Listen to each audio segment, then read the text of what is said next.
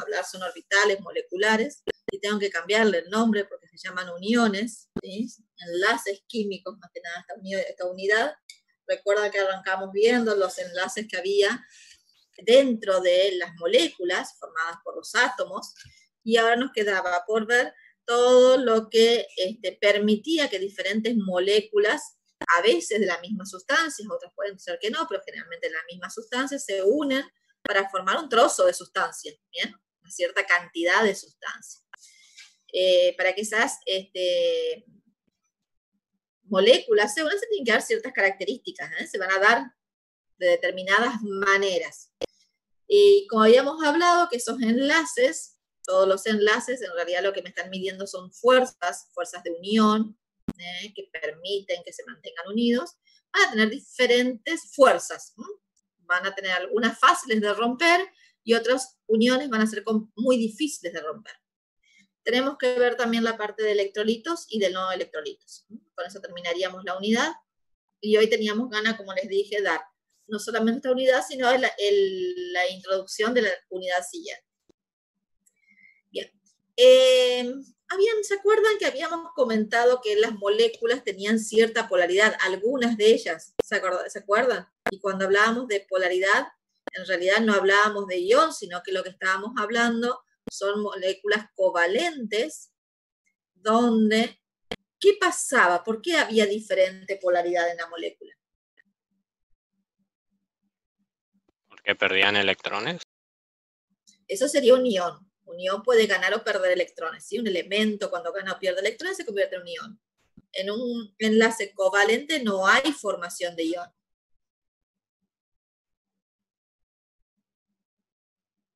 ¿Entre qué elementos, qué tipo de elementos se formaba un enlace covalente? Dos no metales. Dos no metales. Los no metales se caracterizan por tener como su electronegatividad. Alta. Alta electronegatividad. Pero los dos tienen mucha electronegatividad, ¿se acuerdan? Que entonces cuando tiraban por los electrones, ninguno los arrancaba, ¿sí? Sin embargo, el que más fuerza tenía, más electronegatividad tenía, arrastraba un poco esa nube electrónica de esos electrones de valencia. ¿Se acuerdan cuáles eran los electrones de valencia? ¿Qué llamábamos electrones de valencia? A los que Los se encontraban en electrones. el último orbital. En la última órbita, exactamente. O sea, los más alejados del núcleo. Bueno, entonces esa nube electrónica se distribuía no uniformemente alrededor de esos dos elementos, de esos dos núcleos, ¿bien? Entonces ahí se generaba una polaridad. De un lado iba a ser un poco más una densidad mayor negativa y otro va a tener una densidad positiva. Entonces, esas moléculas polares, además de tener esa densidad, esos electrones, todos los electrones tienen el mismo tipo de carga, entonces hay una cierta tendencia a chocar entre ellos y a que no quieran unirse, ¿sí? A que haya repulsión entre ellos. Entonces, esto va a hacer que las moléculas tengan diferente geometría molecular. La geometría que es cómo se ubican los elementos en ese enlace. Por ejemplo, en un enlace de dióxido de carbono, lo que se forman son enlaces de 180 grados. Fíjense que es lineal la molécula como se forma. El carbono en el medio y los oxígenos a los costados. Sin embargo, cuando se tiene otro enlace covalente, bastante similar, si uno lo ve, es un no metal y otros dos no metales iguales. Acá lo mismo, un no metal y otros dos no metales iguales entre sí. Sin embargo, debido justamente a esta interacción que se genera entre los distintos electrones, la polaridad que tiene esta molécula hace que la geometría en la cual se encuentra más estable esa molécula tiene esta forma donde tiene este tipo de ángulos, ¿sí? Fíjense, los dipolos entre el oxígeno y el hidrógeno no se anulan porque la molécula no es lineal. Si esta molécula quisiese ubicarse de forma lineal, habría anulación entre ellos y no se podría tener esta polaridad tan característica del agua que hace que tenga otras posibilidades de unión que son las que vamos a ver ahora, ¿sí? Que las hacen fuertes, las hacen resistentes. Si yo hago la estructura de Lewis de un gas como el metano, carbono, hidrógeno 4, generalmente todos los profes hacemos esto, ¿sí? ¿Y se acuerdan que qué significaba cada línea de estas? Un par. Un par de electrones. Un par de electrones compartidos. Muy bien, ¿sí? Entonces, de esta manera el carbono formaba su octeto y cada hidrógeno su dueto. Entonces decíamos que es estable. Si esa estructura solo la querríamos dibujar en 3 dimensiones, la podríamos dibujar de esta manera, ¿sí? Con las bolas y las varillas. Pero en realidad, esta forma que tiene, donde los ángulos que forman entre ellas son de 90 grados, la hace completamente inestable, hace que haya repulsión entre las cargas, por lo tanto, la estructura que realmente se forma en el caso del metano es esta que estamos viendo acá, donde sus ángulos son de 109,5. ¿Sí? Esta forma tetraédrica que se forma, ¿sí? Es la que la hace más estable a esa molécula. Como todo, en la naturaleza lo que buscamos es la estabilidad. Entonces, la geometría molecular que tiene cada sustancia está relacionada entonces con la menor repulsión que pueda existir entre los electrones que forman esa nube de electrones alrededor de los elementos. ¿Bien? Y nosotros, profe, ¿cómo hacemos para saber cómo tenemos que graficar? Estos son temas que yo los tengo que dar. Nosotros no los tomamos a ustedes preguntándole cuál y cuál, porque es un estudio mucho más exhaustivo. La idea de darle esto sobre geometría molecular es porque, hay una rama de la química que está relacionada con todo lo que tiene que ver justamente con esta geometría que tienen las moléculas, explicar algunas propiedades o descubrir propiedades nuevas que puedan sacar el jugo a algunas moléculas, o cómo puedo jugar con alguna molécula que puedo descubrir quizás, ¿sí? Y sacar el jugo para algunas propiedades que necesito, ¿sí? Entonces, este tipo de estudio, imagínense que es tan complicado que se lleva a cabo por computadoras. O sea, la parte de química computacional trabaja mucho con la parte de geometría molecular. Acá estamos viendo una molécula que es de las más sencillas que puede haber, formada por un átomo de carbono y 4 átomos de hidrógeno. Muy sencillas, como la anterior que vimos. Pero en química orgánica, por ejemplo, las moléculas que se pueden formar o que se pueden ir generando artificialmente son muy complejas. Tan complejas que sí o sí necesitan de la ayuda de una computadora. Por eso es que los damos la parte de geometría molecular, porque sabemos que también hay chicos de ingeniería en sistemas que trabajan en el grupo Quitex, que es de química, que es la química computacional. Entonces, por lo menos que sepan algo de lo que tiene que ver con la geometría molecular, ¿sí? Obviamente, como yo creo que a ustedes les da de pasar como nos pasa a todos los ingenieros de cualquier otra especialidad, cada vez que trabajamos en algo en particular tenemos que tener alguna capacitación extra, y más de una generalmente, sobre el tema en el cual estamos desarrollándonos profesionalmente. Así que bueno, esto es simplemente un indicio de tema, explicarles así por encima, como para que puedan conocer que no son las estructuras que de Lewis que nosotros dibujamos, las que normalmente se llevan a cabo, ¿sí? Sino que en el espacio se ubican de diferentes maneras, se ubican de tal manera de que va a depender mucho de esa polaridad que tiene esa molécula. Esa polaridad va a generar una cierta repulsión entre los electrones, lo cual va a hacer que las moléculas, los átomos que forman esa molécula, se ubiquen de determinada manera, y eso se llama la geometría molecular, se ubiquen de determinada manera para contrarrestar esa repulsión y de esa manera lograr ser más estable. ¿Eso sí? ¿Queda claro? Sí, profe.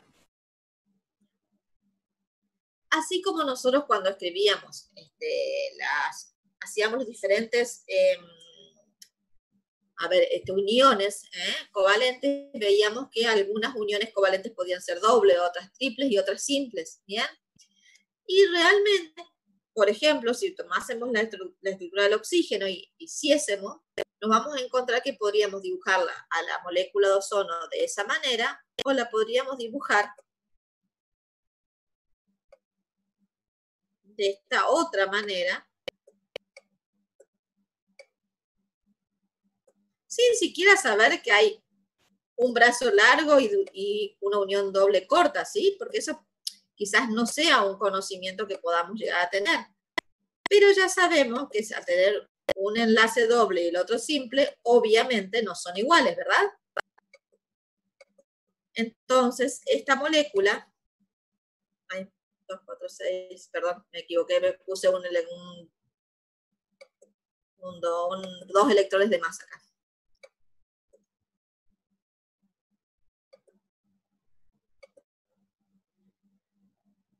Entonces yo puedo tener una molécula de ozono escrita de la manera que se encuentra en la filmina, o puedo tenerla escrita de esta otra manera. ¿Y cuál está bien y cuál está mal? ¿Sí? ¿Por qué esta tiene que estar bien y por qué esta tiene que estar mal? En realidad las dos moléculas son equivalentes una de otra. Existen, podríamos decir, una o la otra conjuntamente, porque las moléculas, cuando tienen así conjunción de doble y un simple enlace, en realidad tienen formas resonantes, se llaman. Es decir, van cambiando, como podemos ver acá en el benceno. A ver, esperen que yo puse esto acá. En el benceno, ¿ven? Que se van como corriendo estos enlaces dobles. Son dos formas resonantes que tiene el benceno, donde la puedo escribir de esta manera o esta manera y las dos van a ser correctas, las dos existen. ¿Y por qué? Porque no hay un solo momento, sino que en todo momento las moléculas, ese doble enlace está mutando y cambiando, acercándose y alejándose, como lo podemos observar en esta animación. Entonces no hay una sola distribución de los electrones alrededor de estos átomos, sino que en realidad tenemos dos formas resonantes donde las dos son equivalentes y las dos estarían bien. Sucede solamente para situaciones como esta, ¿sí? El ozono, el sulfato, el dióxido de nitrógeno, el benceno son ejemplos claros. Fíjense que tanto es así que si ustedes viesen química orgánica, nosotros los químicos generalmente cuando hablamos de benceno, que es un anillo de 6 carbonos, ¿sí? Con hidrógenos, solamente átomos de hidrógenos unidos al carbono, y los carbonos entre sí, forman un anillo, justamente como pueden ver, donde directamente se lo dibuja muchas veces de esta manera. Fíjense que el doble enlace en ningún momento se dice con cuál carbono, sino que es un círculo adentro, con lo cual estoy diciendo que esto sucede. ¿Saben? Esto es para que ustedes cuando escuchen resonancias, formas resonantes, sepan de qué se está hablando. La explicación que da esto es que se supone que los enlaces son promedios de posibles situaciones. En realidad, esto está en continuo movimiento. Ahora vamos a ver el tema de electrolitos. Los electrolitos siempre están en condición líquida, ¿sí? Son ácidos, bases o sales que pueden estar disueltas o fundidas, es decir, siempre están como líquidos. Y lo que tienen es que pueden conducir corriente eléctrica. Justamente el hecho de poder conducir corriente eléctrica es donde podemos hacer uso de ellos y sacar provecho de esa condición que tienen. Sin embargo, no todos los electrolitos tienen igual fuerza, es decir, se encuentran ionizados totalmente. ¿Qué quiere decir ionizado? A partir de los elementos que los forman, cómo se separan al encontrarse fundidos o al encontrarse en solución acuosa, se separan en iones, por eso es ionización. ¿Bien? Este compuesto, que es el nitrato de potasio, se separa en catión potasio y el radical ácido. ¿Se acuerdan que habíamos hablado que el radical ácido es una unión muy fuerte? Entonces, acá me comí un 3. Bien, el radical ácido va completo como está. Si esto fuese una base, que es un hidróxido de sodio, se separa en el catión sodio y el oxidrilo con su carga negativa. Y si estamos frente a un ácido, el ácido pierde los hidrógenos, que no los pierde, sino que en realidad quedan en solución o bien fundido en el líquido como catión hidrógeno, y el sulfato, que es el radical ácido. Así también sucede, creo que ahí lo tengo, el cloruro de sodio. Fíjense, si yo agrego en esto que es un poco de agua una cierta cantidad de cloruro de sodio, lo voy a mover y voy a lograr que se disuelvan. Al disolverse, en lugar de encontrarse como moléculas, como cuando yo estaba colocando en el vaso, que eran moléculas que iban cayendo, ¿sí? Cuando están en disolución, es decir, están en agua, se convierten en cloruros y en sodio. Al ser iones, permiten justamente esa conducir en la corriente eléctrica. Al conducir la corriente eléctrica, si yo puedo hacer uso de una reacción química entre electrolitos presentes, puedo aprovechar esta existencia de electrolitos aquí y generar una pila, ¿sí? O bien, mediante energía, generar una reacción química para sacar provecho, como por ejemplo en una electrólisis.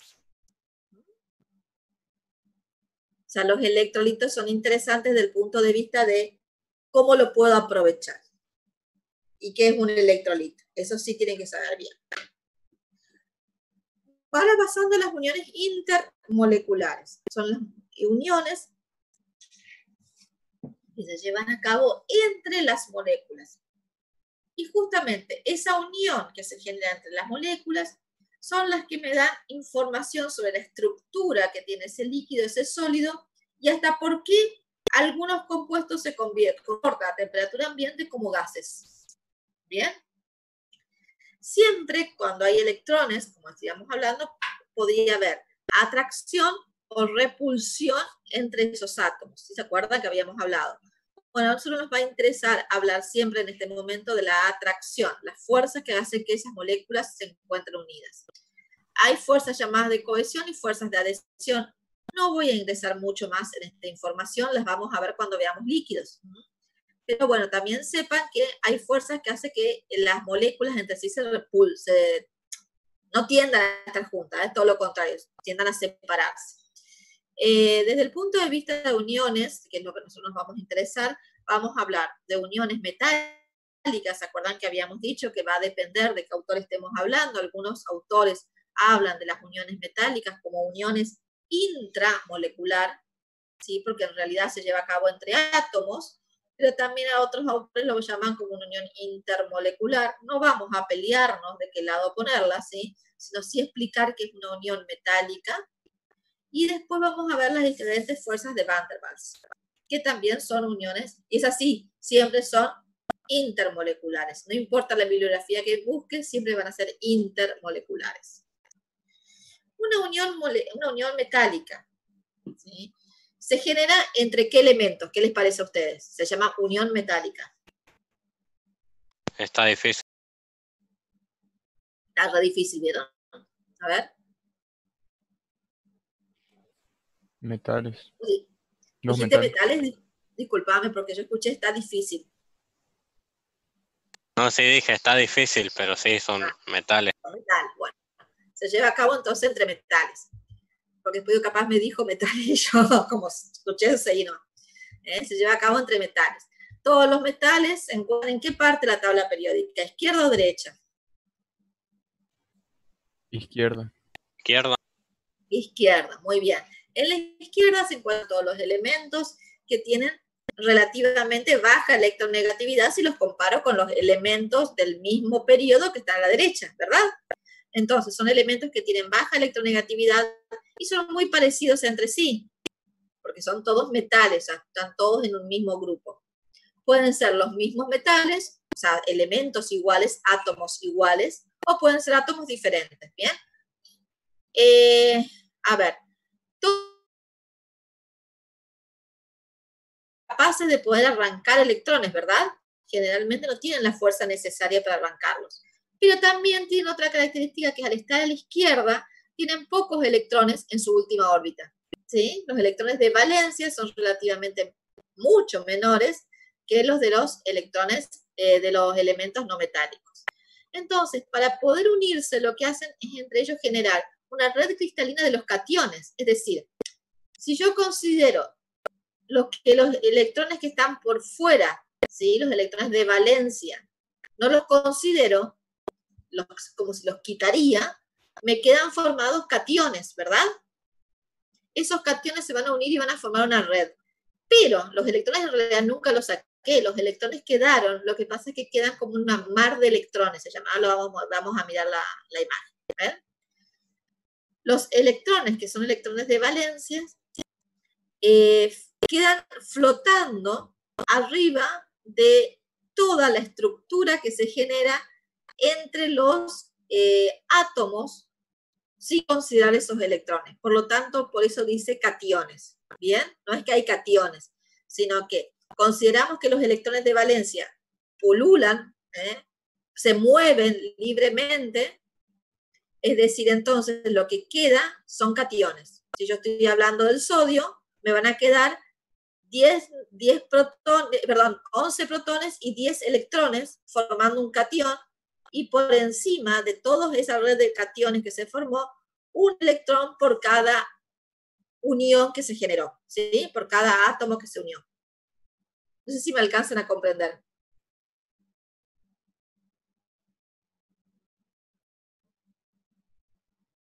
Si lo puedes repetir, mejor. Vamos de vuelta. Si yo tengo sodio, voy a escribir. Tengo sodio, ¿sí? El sodio, yo sé que voy a tener 11 protones en el núcleo. Y si yo no considero al electrón de valencia dentro de este sodio, de esta esfera llamada sodio acá, voy a tener 10 electrones. ¿Por qué 10 y no 11? Porque el electrón de valencia, ¿sí?, que es uno solo, está en el grupo 1, es el que va a estar por acá. Uno de estos que se está moviendo por acá. Ese un electrón de cada uno de los sodios están en el mar de electrones, digamos. Claro, exactamente. Porque uno, si fuese el calcio, serían 2. Si fuese el aluminio, serían 3. Va a depender de cuántos electrones de valencia tenga. ¿Quiénes son los que van a estar en el mar de electrones? Los electrones de valencia. ¿Se entiende? Sí, profe. Esta manera de explicar la unión química mediante el modelo de mar de electrones es la manera más sencilla de poder comprender las características que tienen los metales. Habremos estudiado cuando íbamos a la primaria y el secundario, y que los metales son capaces de conducir calor, conducir electricidad, tener brillo, ser maleables. Varias de las características que sabemos que tienen los metales se pueden explicar mediante este modelo. Hay otros modelos que son menos, hay menor posibilidad de poder mostrarlo, de poder graficarlo, de poder llegar a comprenderlo, si uno no tiene un conocimiento muy amplio en química, que es el que realmente se utiliza para explicar este tipo de unión. Pero sucede que es muy difícil de poder visualizarlo. Por eso es que normalmente para lo que es este primer año, segundo año, lo que es la explicación para inicio de química, se usa este modelo de electrones, que es el que se les va a enseñar a ustedes. ¿Sí? Sépanlo que en mucha bibliografía van a encontrar que es el más antiguo, ¿bien? Pero es el suficiente como para poder comprender más o menos cómo se lleva a cabo esa unión metálica. Todos los compuestos metálicos son sólidos a temperatura ambiente. El hecho de que sean sólidos, exceptuando el mercurio, hace que esas uniones sean uniones muy fuertes. Entonces, la unión metálica es una unión muy fuerte. No tan fuerte como la unión iónica que habíamos visto, ¿sí?, que son uniones electrostáticas, donde hay uniones entre iones de diferentes cargas, ¿bien?, que es la más fuerte de todas. La unión metálica sí es fuerte, pero no tanto como ella.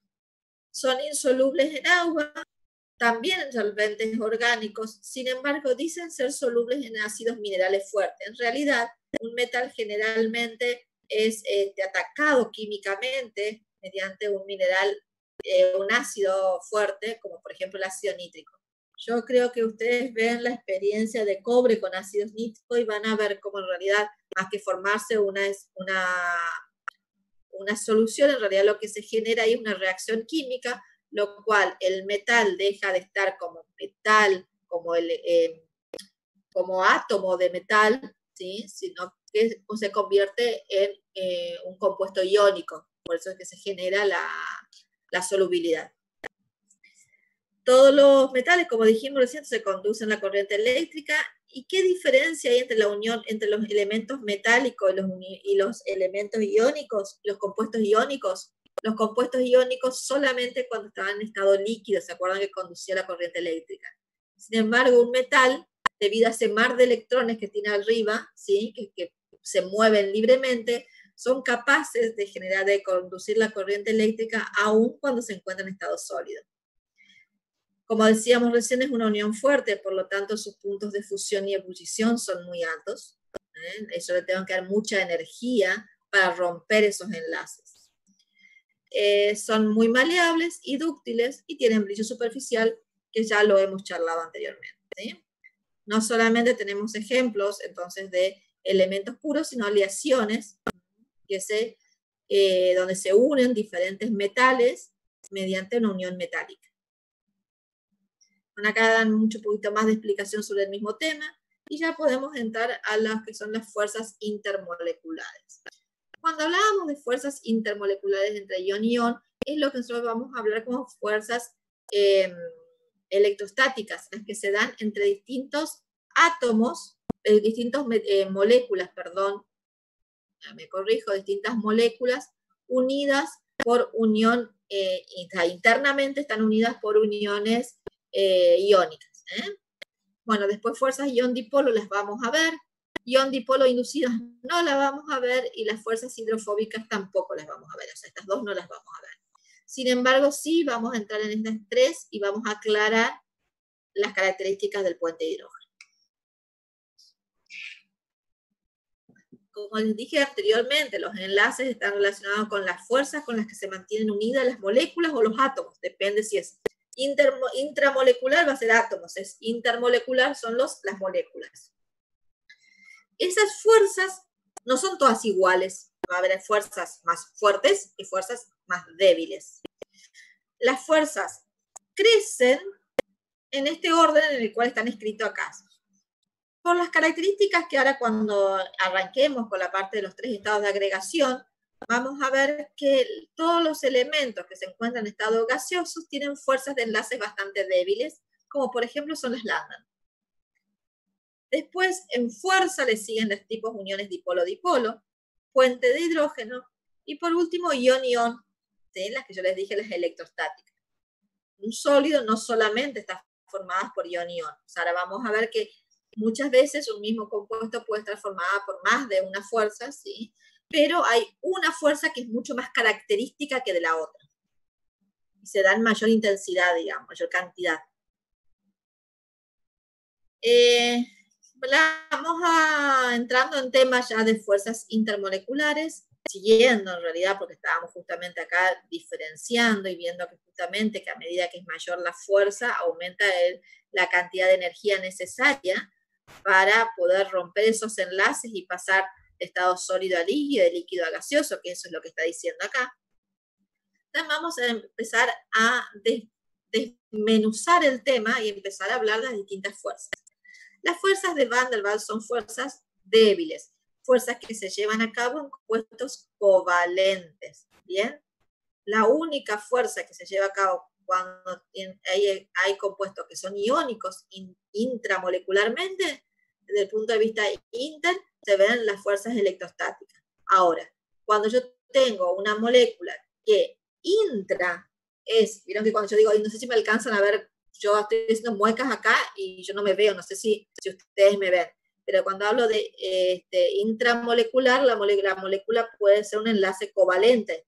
Estos enlaces covalentes después se forman distintas uniones entre las distintas moléculas, ¿sí? Donde internamente cada una es covalente, pero las fuerzas que se llevan a cabo entre ellas son de tipo Van der Waals.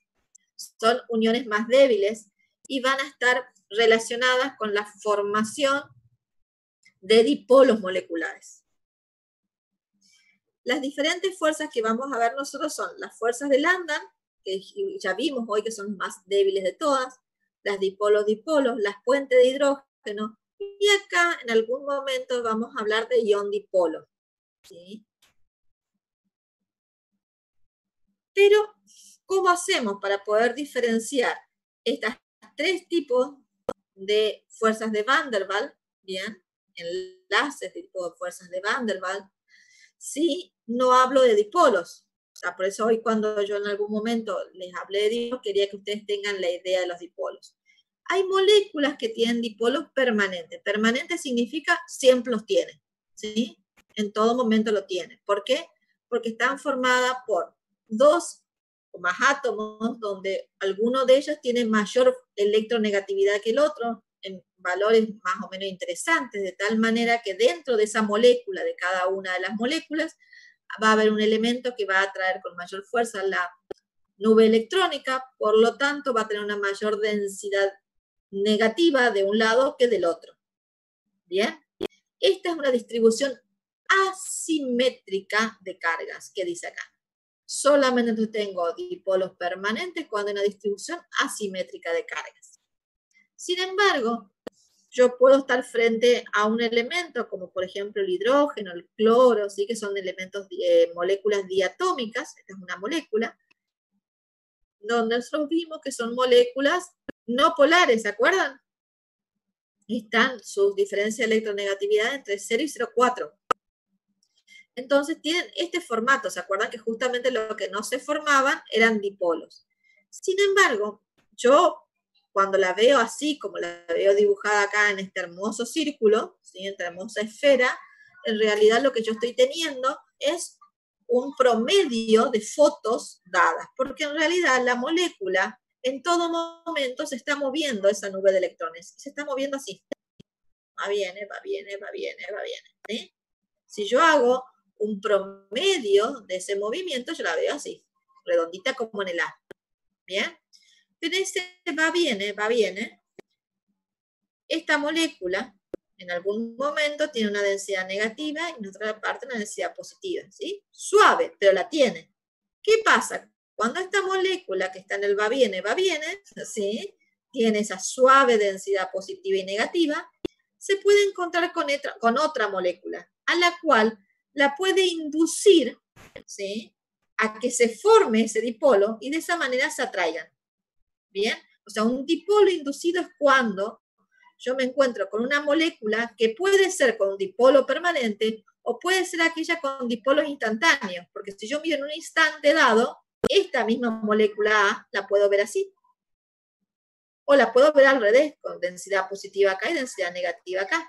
Entonces son dipolos instantáneos, ¿bien? Y un dipolo inducido es cuando una molécula que no tiene un dipolo neto, como esta, no tiene un dipolo neto, ¿sí? Permanente, se puede encontrar con otra con dipolo permanente o con otra con un dipolo instantáneo. Y entonces es inducida a formar dipolo de tal manera de que se genere la atracción entre diferentes densidades de carga. ¿Bien? Hablo de densidad de carga, por favor, no me hablen de cargas. Porque si ustedes en una teoría me hablan de carga, yo tengo que decir que está mal. ¿Bien? Son densidades de carga. ¿Se entiende la diferencia entre un dipolo permanente, instantáneo e inducido? En el inducido, entonces, profe, ¿un dipolo de qué tipo se relaciona con un instantáneo o permanente? Claro, el inducido puede ser que se encuentre con un instantáneo, un momento como este, ¿sí? Esta molécula se encuentra con esta, y al estar cerca, A se siente inducida y forma una molécula parecida acá, de tal manera de que esta carga negativa se acerque a la carga positiva, ¿sí? A la densidad de carga positiva. Eso es inducido. Cuando por cercanía, la molécula que no tenía ningún tipo de densidad, ¿sí? Se siente, perdón, acá tendría que haber sido más gordita, ¿sí? Se siente inducida a formar ese dipolo.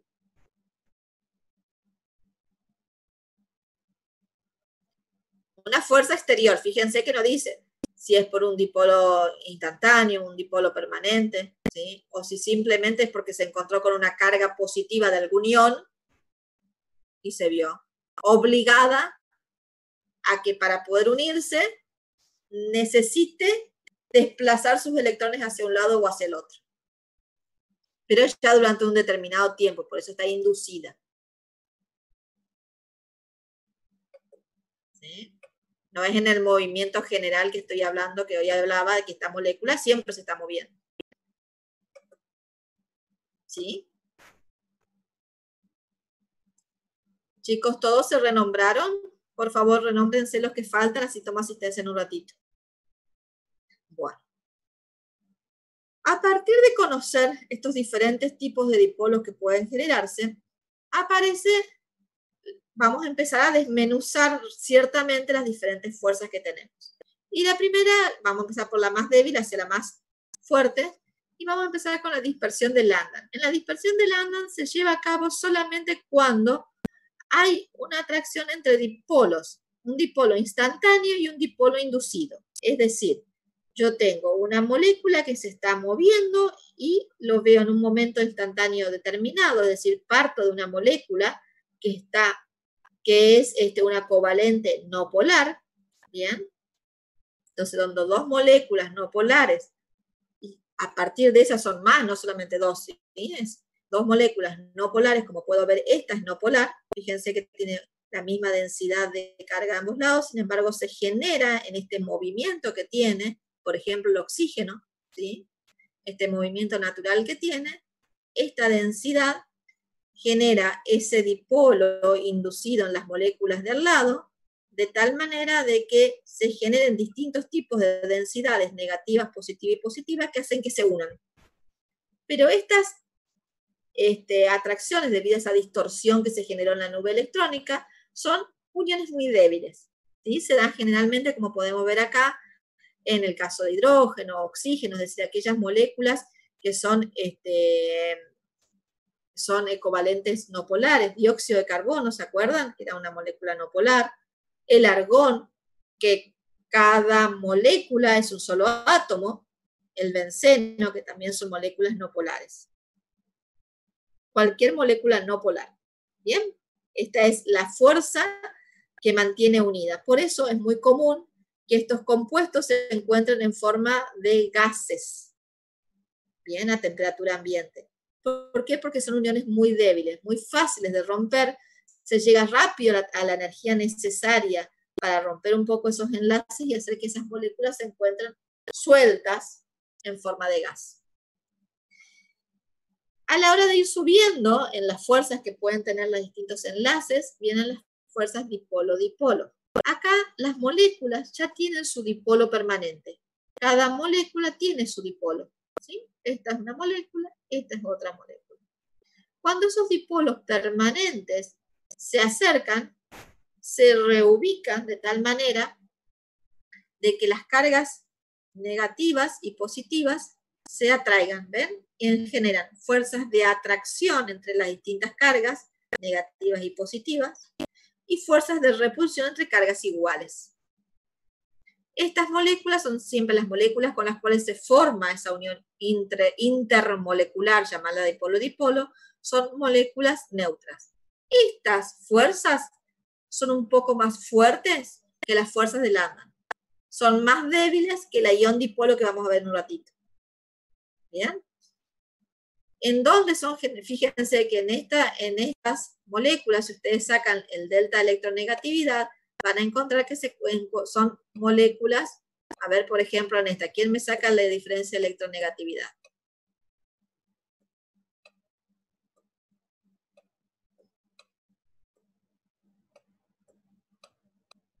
¿Cuál es la electronegatividad del hidrógeno?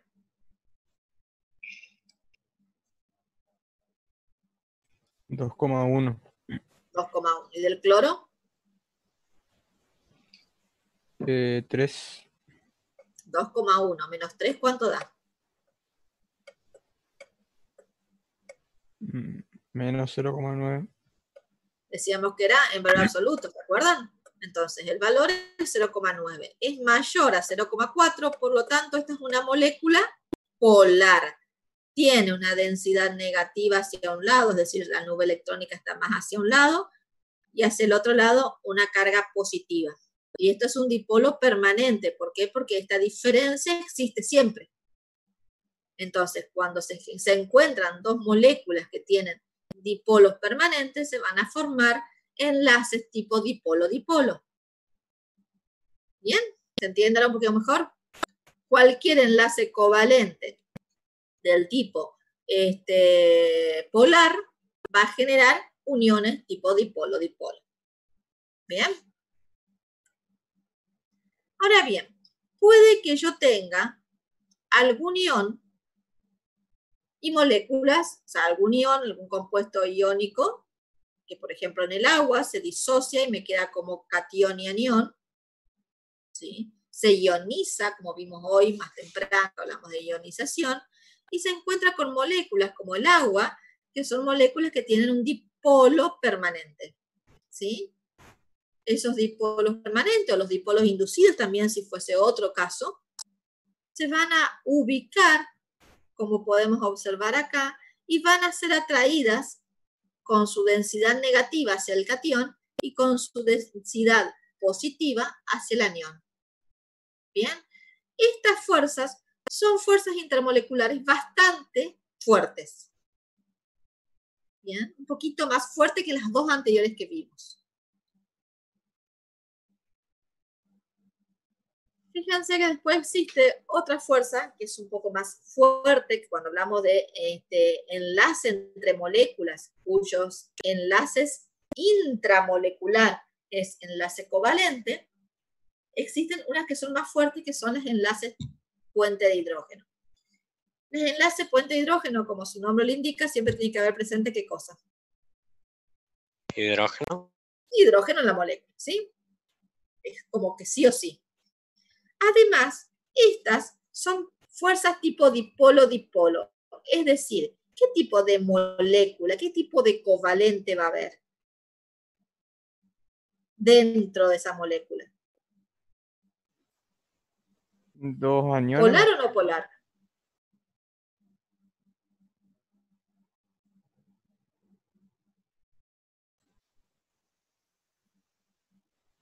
Polar.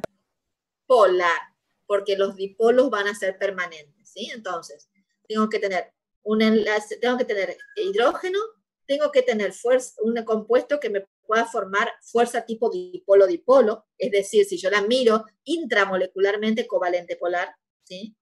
Pero además no va a poder formarse tan fuerte esa unión entre el hidrógeno y el no metal de la otra molécula, tan fuerte como para formar un puente de hidrógeno, solamente si el átomo que está acompañando al hidrógeno es un átomo muy electronegativo.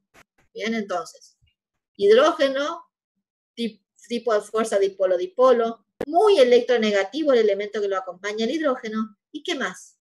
Que el elemento que lo acompaña, además de ser muy electronegativo, tiene que tener poco tamaño, ¿sí? Poco tamaño y electrones libres.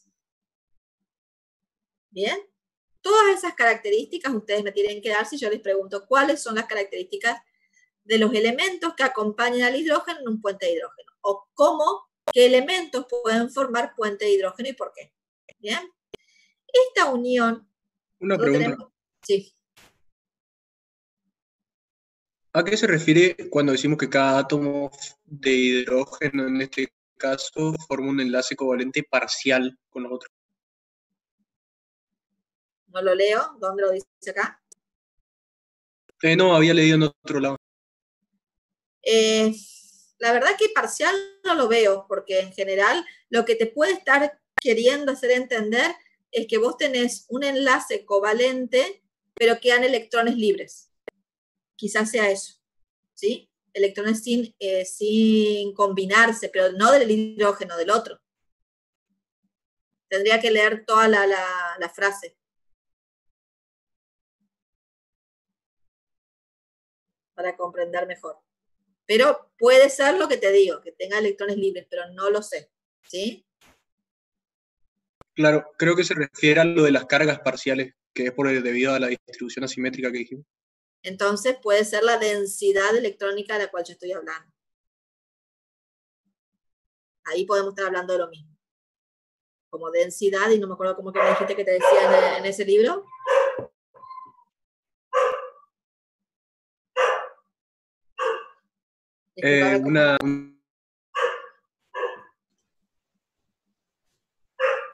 Sí, decía que cada átomo de hidrógeno forma un enlace covalente parcial con dos átomos, en vez de... Parcial, porque puede ser que lo que te está diciendo es que te está dando un electrón nomás. ¿Sí? Pues eso es parcial. Uno y uno. Cada uno con su parcialidad hace un todo. Quizás pueda ser por eso.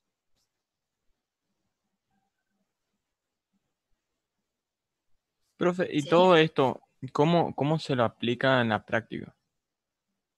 ¿Cómo se lo aplica en la práctica? Esto, a ver, esto es lo que intento explicarles a ustedes, es cómo se generan los distintos tipos de enlaces, porque después eso nos permite poder comprender cuándo un sólido es un sólido, cuándo es un líquido, y por qué ese sólido es sólido, y por qué no es un líquido a temperatura ambiente.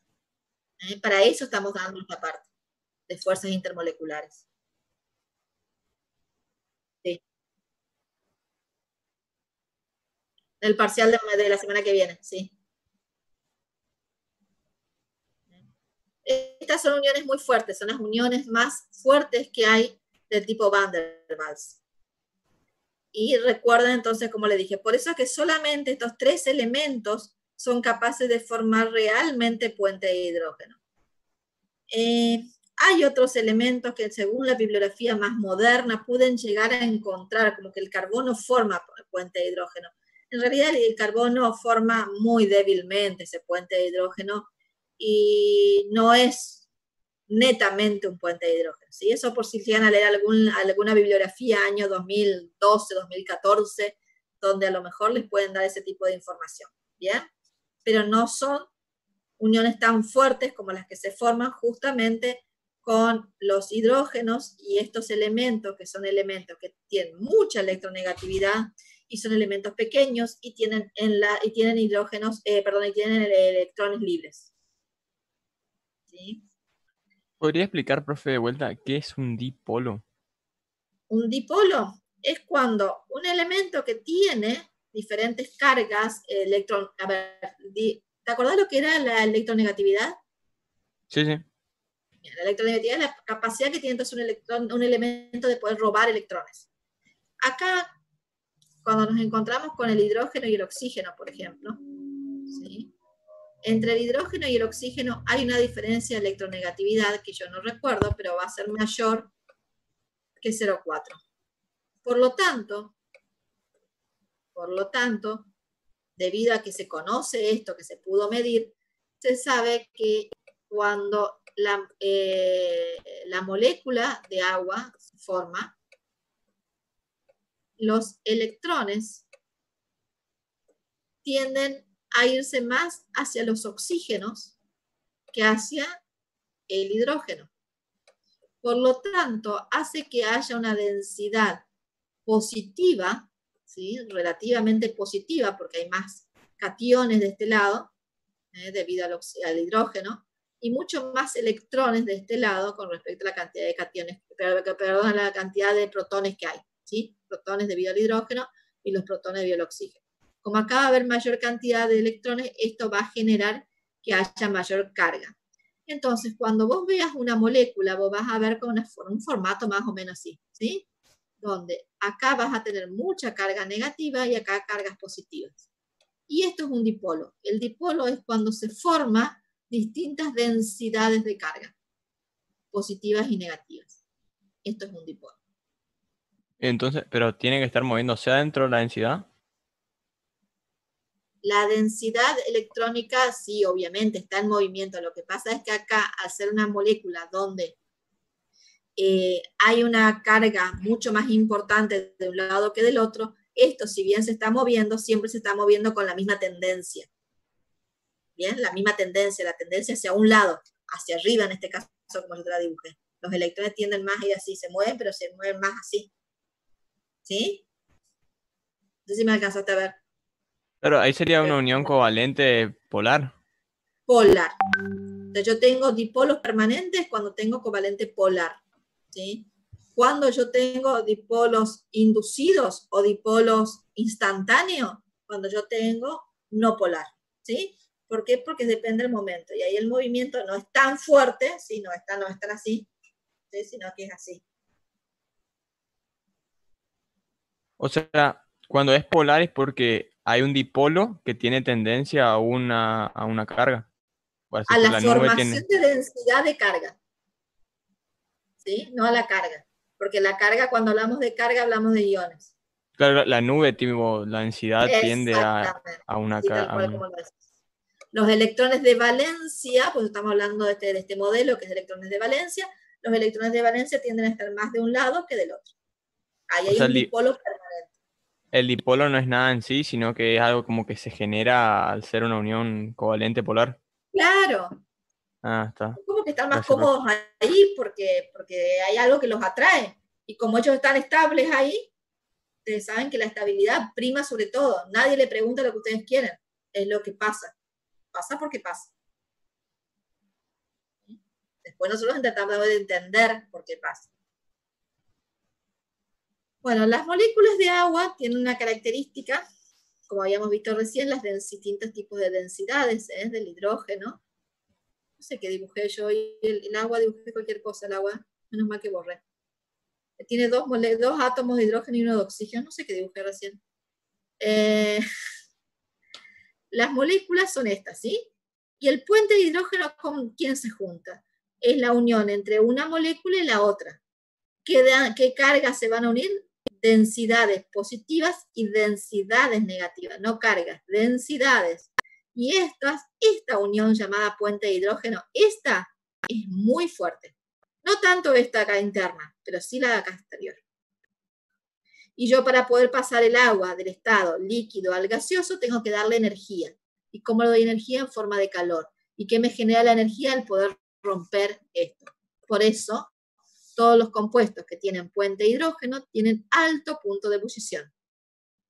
Para lo que se espera para una covalente, ¿sí? Para una unión covalente. Donde los otros tipos de uniones que vimos von Landen, dipolo-dipolo, son uniones mucho más débiles. Fíjense que gracias a Dios la vida existe como nosotros la conocemos y no de otra manera. Y alguna vez en alguna película habrán visto cómo se hace un hueco en el hielo y se puede pescar.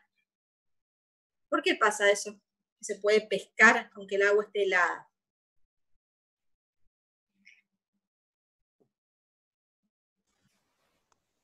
Porque abajo del hielo hay agua en Hay estado agua, líquido. porque sí puede tener oxígeno, sí, que ya lo vimos que también puede, si no existiese tampoco podrían vivir.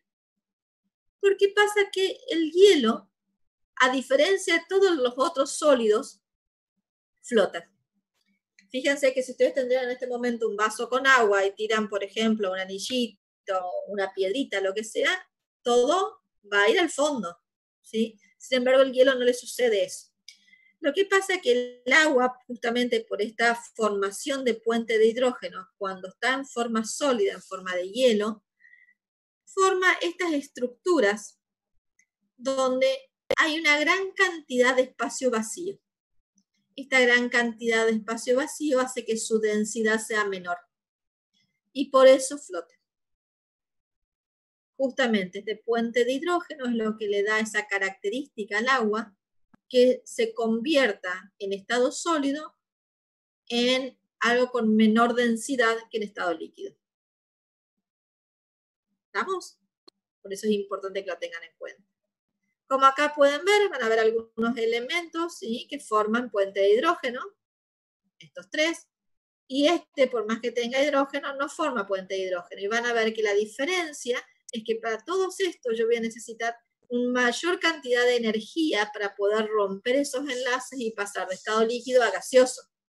Y ahora cuando veamos los distintos estados de agregación van a comprender un poquito mejor porque hablamos de ruptura de enlaces. Bien, ahora esta partecita que es fea, pero lo que les voy a decir es todo lo que se les va a tomar. Y como les decía al grupo anterior, necesito dar orbitales moleculares porque está dentro de la currícula. Les comentaba al otro grupo que no lo damos ni siquiera para química general. A los chicos de electromecánica que dan un año, no les explicamos más que por encima lo que es un orbital molecular. Porque en realidad, nosotros hasta ahora estuvimos explicando y tratando de comprender, ¿sí?, en algunos casos terminando de comprender, quiero pensar que varios de ustedes han entendido lo que expliqué, cómo se forman las distintas uniones, tanto intra como intermolecular, y siempre explicando el punto de vista del enlace debido a los electrones de valencia. Vieron que siempre hablamos de electrones de valencia. Sin embargo, no es la única teoría que trata de explicar cómo se forman o por qué tienen esas características los distintos compuestos, las propiedades y características de los distintos compuestos. Para eso también está la teoría de los orbitales moleculares, donde lo que se tiene en cuenta en la teoría de los orbitales moleculares es que todos los átomos, cada uno tiene su cierta cantidad de orbitales.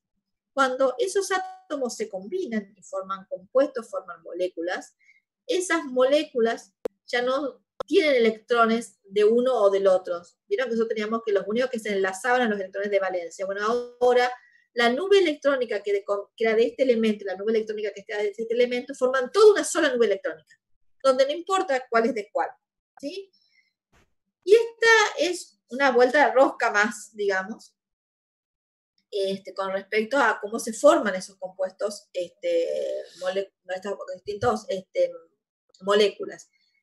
Y si bien tiene alguna forma de explicar que me permiten, por ejemplo, entre ellas, a ver, cuál es lo más importante de esta nueva teoría de orbitales moleculares, es que me permite conocer mejor la distribución de esa nube de electrones, me permite conocer mucho más sobre las energías de enlace, esas energías que son tan importantes porque son las que me explican por qué yo necesito dar mucha o poca energía a un compuesto para romper esos enlaces, ¿sí? Y las propiedades magnéticas que pueden tener los distintos compuestos.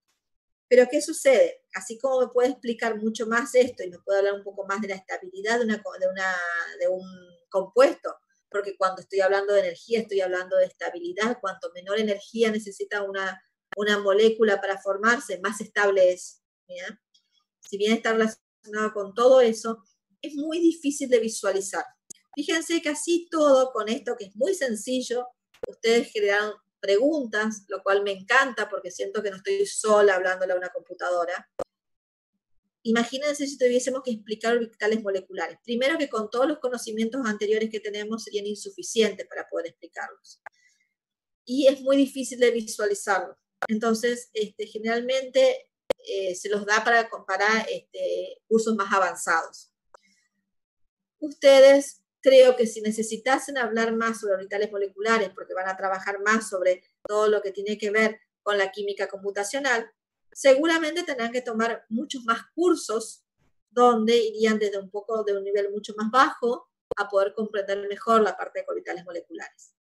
Entonces no lo vamos a dar más allá de lo que les estoy explicando, dándole en qué se basa, dándoles cuáles son los beneficios y cuál es la complicación que tiene, que es la falta de visualización que tiene este modelo de orbital molecular. Cada vez que se forme un orbital molecular, siempre va a haber orbitales enlazantes y orbitales antienlazantes. ¿Qué significa eso? Que va a haber orbitales que van a tender a estar unidos, ¿sí? Pues se llama enlazante. ¿Por qué? Porque para que se genere ese orbital voy a necesitar menor cantidad de energía. Entonces, al tener menor cantidad de energía, va a ser propicio que se lleve a cabo.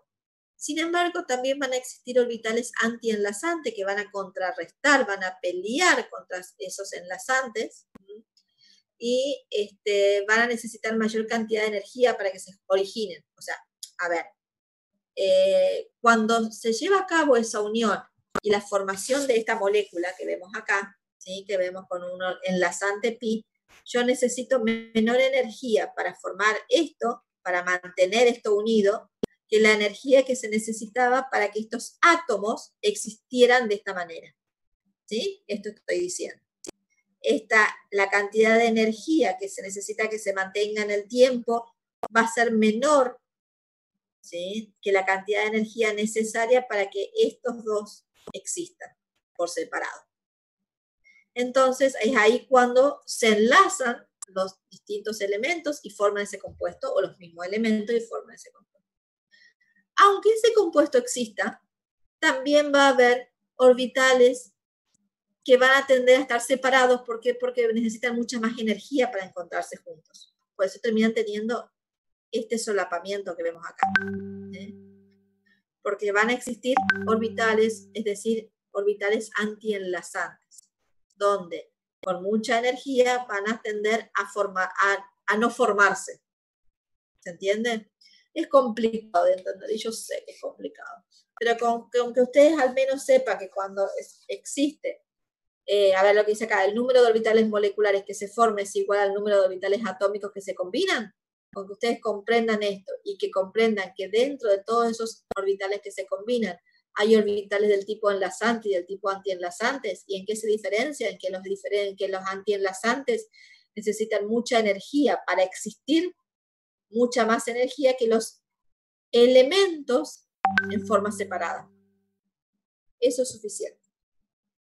¿Sí? Entonces, los orbitales moleculares es una teoría que trata de explicar la formación de moléculas, ¿sí? Cómo se mantienen estas unidas y cómo se unen entre ellas.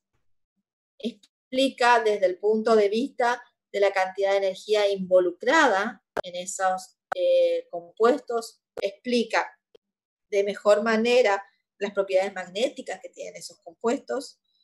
Y me habla de la distribución de una nube completa de electrones alrededor de la molécula formada, y no de electrones de valencia como veníamos viendo anteriormente. ¿Qué me complica? Que es muy difícil de ver. Bien, con eso es más que suficiente. Y después saber que existen dos tipos de enlaces del tipo sigma y del tipo pi. Ni siquiera pretendo que entren a poder comprender cuál es la diferencia entre uno y otro. Así es suficiente. ¿Bien? Bueno, acá hay un ejemplo que tenía que sacarlo, porque en realidad termina mareándolo más que otra cosa, porque si yo no puedo entrar a explicarle con detalle esto, ¿para qué les voy a dar? ¿Sí? No es que no puedo, sino que necesitaría mucho más conocimiento de parte de ustedes para que me puedan comprender este tipo de uniones que estamos viendo acá. ¿Sí? Este solapamiento que vemos acá. En la bibliografía que tienen van a encontrar mucha información sobre eso. Por favor, limítense a leer la parte introductoria y nada más, ¿sí? A comprender esa parte. Hasta ahí teníamos terminado lo que podíamos denominar la parte de enlaces. No sé qué hora es, chicos, si alguien me quiere decir la hora. 6:20. 6:20. Bien. Tengo más o menos 20 minutos, lo cual me alcanza para poder explicar. Lo que voy a hacer es pedirles que ahora escriban los presentes en el chat, ¿sí?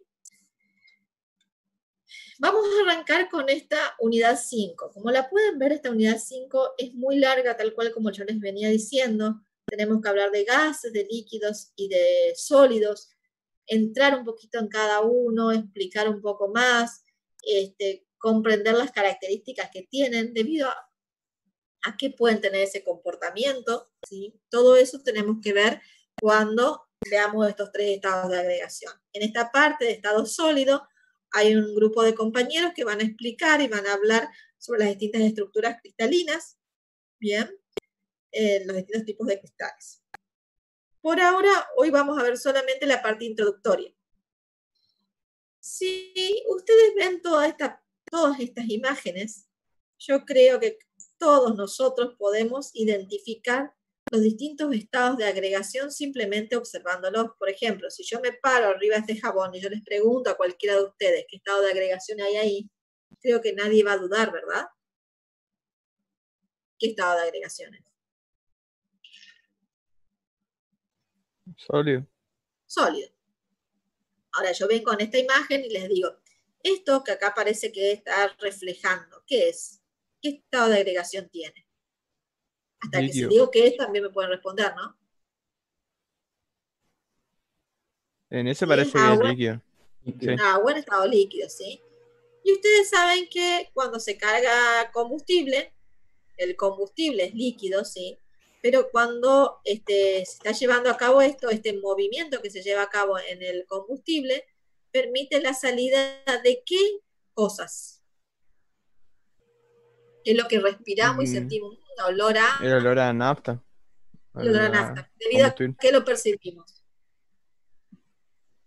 Porque es volátil a los gases, claro, exactamente, a los gases que salen del combustible, ¿sí? Entonces, también acá podemos identificar que entre medio de estos globos lo que hay es gas. Bien, entonces, los estados de agregación a nosotros se nos viene gráficamente muy fácilmente, porque primero que ya son unos universitarios, ya han pasado por distintos estudios primarios y secundarios que les han permitido conocer las características de un estado físico como el sólido, como el líquido o como el gaseoso, de tal manera de que esas características permitan clasificar. Entonces, lo que vamos a ver ahora es un poquito más sobre esas características y el porqué de esas características que tienen y que podamos comprender esa clasificación que hemos estado viendo hasta ahora. Fíjense que si hablamos de, por ejemplo, la forma que puede tener algo, siempre que asociemos a una forma determinada, siempre vamos a estar hablando de un sólido, ¿bien? Yo, por ejemplo, tengo un mate acá.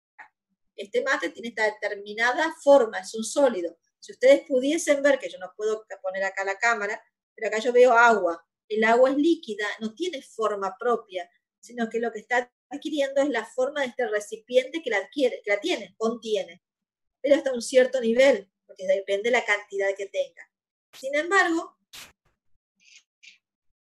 si alguno de ustedes está encerrado en su pieza y podría lograr que se quede completamente cerrado, y que no haya ninguna pérdida por ningún lado, podrían decir que el gas adquiere la forma que tiene esa habitación, ¿sí? Completamente. ¿Por qué? Porque el gas no tiene forma propia y adquiere completamente la forma que tiene. No tiene un volumen, obviamente, por eso adquiere todo ese volumen. Sin embargo, el líquido sí tiene volumen, porque solamente ocupa una parte de este mate. ¿Bien? Si hablamos de dilatación, hablamos de cambio de temperatura. Sabemos que el cambio de temperatura va a influir muy importantemente en un gas. Por eso decimos que, por ejemplo, si tenemos algún spray, ¿sí? Desodorante, esos tipos de spray así, que salen como un gas, ¿bien? No lo podemos dejar a tirar un incinerador, un lugar donde se le dé una temperatura alta, porque va a reventar. ¿Por qué? Porque se dilata fácilmente con la temperatura. Dejo de grabar, chicos. ¡Ay! No, dejé de grabar, dejé de compartir. Perdón. Todavía no me acostumbro, parece. Disculpen. Bien. Bien. Sin embargo, cuando hablamos de comprimir, hablamos de diferencias de presión que se generen sobre un determinado cuerpo. Yo a un sólido le puedo generar presión y no voy a cambiar casi su forma, ¿sí?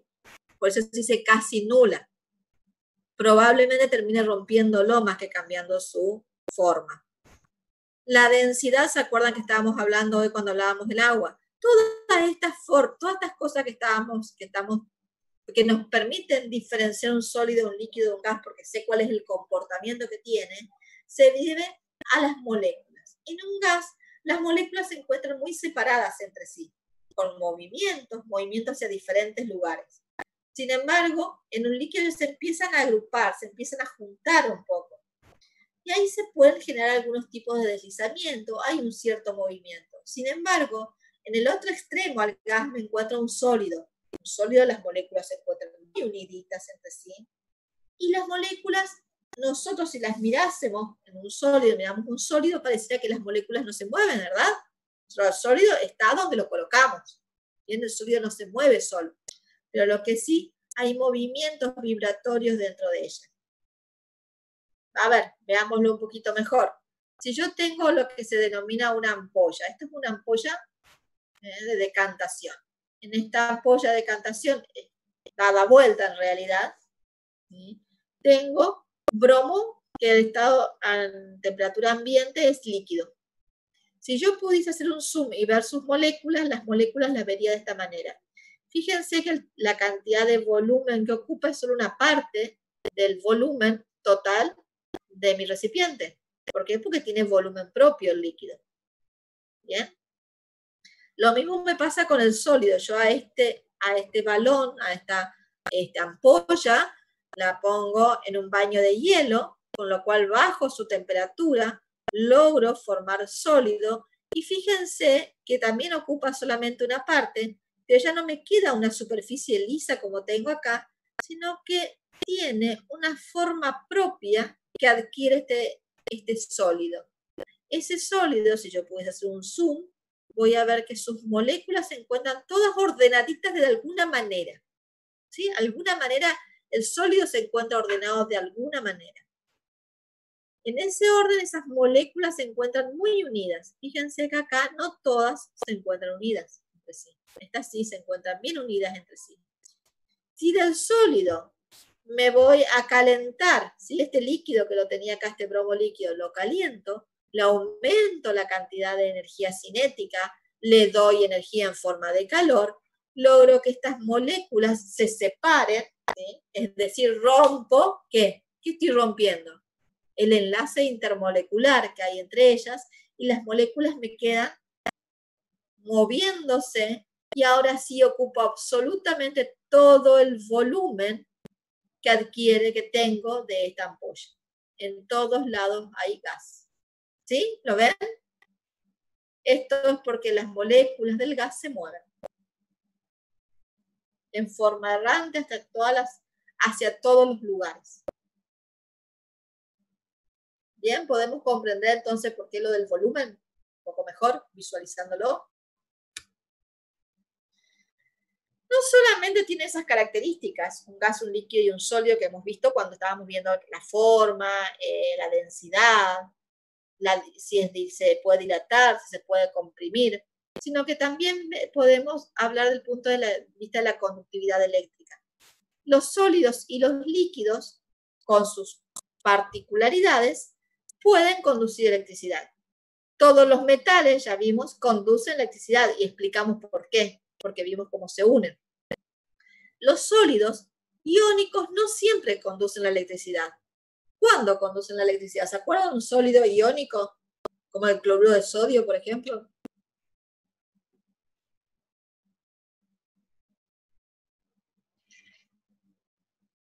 Puede estar... No. Cuando la nube tiende al... No.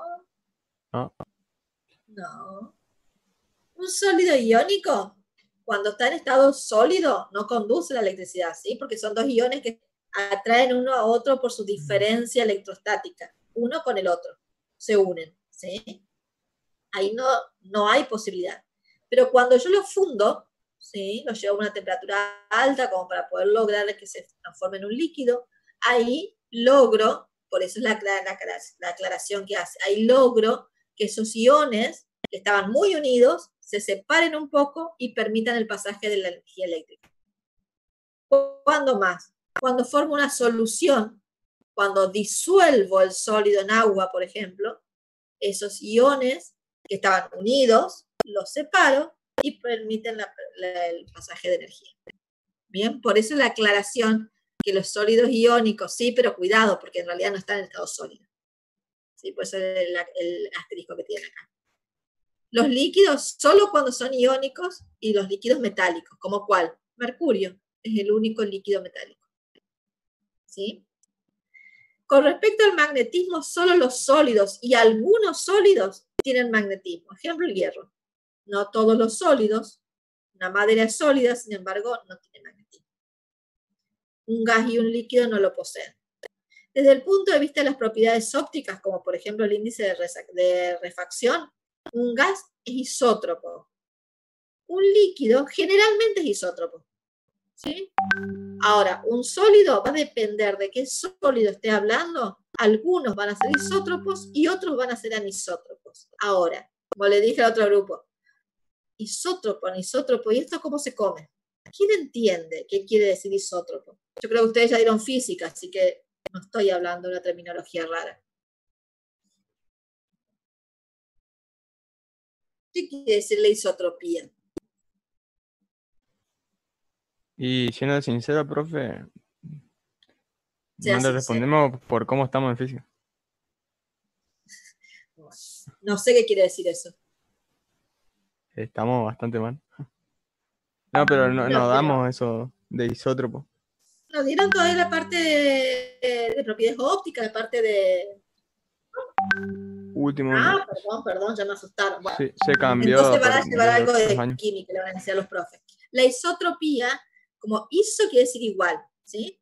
La isotropía tiene que ver con que si algo es isótropo, no va a importar el ángulo con que se mida esa propiedad óptica, siempre en ese líquido que es isótropo o en ese gas que es isótropo, siempre voy a tener el mismo valor. Por ejemplo, el índice de refracción. Fíjense, si yo lo mido desde este punto, voy a tener un valor n. Si lo mido desde este punto, voy a tener un valor n. Si lo mido desde un punto intermedio, voy a tener el mismo valor n. Sin embargo, un elemento que sea anisótropo, una sustancia anisotrópica, como por ejemplo un sólido anisótropo, voy a tener un valor de n determinado si lo mido desde acá hasta acá. Y voy a tener otro valor diferente si lo mido acá. Voy a tener otro valor diferente si lo mido acá. Por eso es que en el caso de que yo tenga un sólido o un líquido isotrópico, anisotrópico, voy a tener que aclarar mucho cómo medir una propiedad óptica, porque no puedo hablar de una propiedad óptica con un valor determinado solamente. ¿Bien? Esto también es debido a cómo están ubicadas las moléculas dentro de ese líquido, de ese sólido. Y por ejemplo en el gas, como están todas siempre moviéndose, no va a importar cómo lo mida, siempre va a ser el mismo valor porque hay un movimiento constante. Bueno, hay otros estados de agregación que se acuerdan que creo que con ustedes me habían preguntado al inicio de la carrera y que era la materia, y le dije, no, lo vamos a ver. Porque en realidad, como el plasma, por ejemplo, que es un gas ionizado a altas temperaturas, pero muy, muy alta, tanto que son normales de ver en el sol, ¿sí? Lo cual nosotros no nos vamos a entrar a ver este tipo de química. ¿Sí? Existe, y si ustedes quieren verla, van a tener que tomar cursos mucho más avanzados y adquirir conocimientos previos para llegar a ese curso avanzado. Y después el otro es el condensado de Bose-Einstein, que, a ver, así como esto se da a altísimas temperaturas, esto se da a temperaturas tan bajas, cercanas a 0 Kelvin, por eso el cero absoluto. Son condiciones muy extremas, por lo tanto no lo vemos. Sin embargo, hay estados intermedios de la materia. Se me está por cortar la luz un ratito porque necesitan hacer un trabajo acá en mi casa, así que explico rápido. Hay estados intermedios que, como por ejemplo, son los cristales líquidos. Los cristales líquidos son muy utilizados, más que nada en este momento de pandemia, la estamos usando mucho porque es la manera que yo tengo de poder hacer cosas visiblemente que a ustedes les pueda llegar a aquel lado, ¿sí?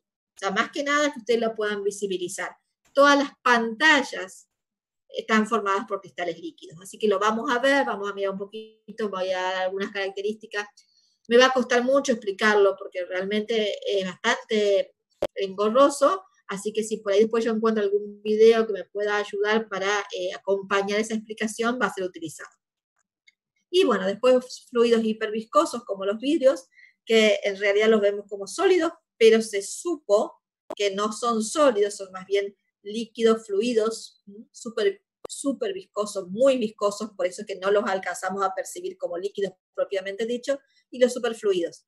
En estos dos mucho no vamos a entrar, hay mucho para investigar y averiguar si quieren, ¿sí? Pero la cantidad de tiempo que tengo para dar sólidos no me permite introducirme en esto. Esto es lo que ya vimos, y sí los cambios de estado. Recuerden que cuando yo quiera pasar de un estado con partículas con mayor movimiento, voy a necesitar darle energía. La forma en que le doy energía es en forma de calor. ¿Bien? Todo lo contrario va a pasar cuando yo quiero que se ordenen un poquito las moléculas. Un gas tiene las moléculas mucho más desordenadas que un líquido, y un líquido tiene más desordenado que un sólido. Por lo tanto, tengo que disminuir esa energía para lograr que las moléculas se vayan encontrando entre sí y se vayan ordenando. Esto lo pueden leer ustedes y sacarse estas dudas, cualquier cosa me lo preguntan, ¿sí? Con esto tendríamos terminado lo que yo quería dar hoy. ¿Sí, Profe, ¿se le puede hacer consultas sobre el parcial? ¿Ahora? Sí, son 2 cositas 2 nomás. minutos, dale, porque a ¿Cuánto, veces está cortada la luz en mi casa. cuánto tiempo tendremos y si la parte Mismo. teórica va a ser igual por cuestionario Lo también? mismo, tratamos de que no sean demasiado largos, ¿sí? Primero porque no hay tantos temas para tomar, y segundo, muy parecido a lo que tuvieron, digamos, tipo multiple choice, así va a ser la teoría. Pueden llegar a Está, ser en profe. lugar de 10 minutos, quizás 15, todo depende con la cantidad de cosas que solicite y el tiempo necesario para que ustedes razonen las preguntas. Bueno, profe, muchas gracias. No, nada. ¿Algo más, chicos? Por ahora, ¿no? ¿No? Bueno, gente, damos por terminar la clase de hoy entonces.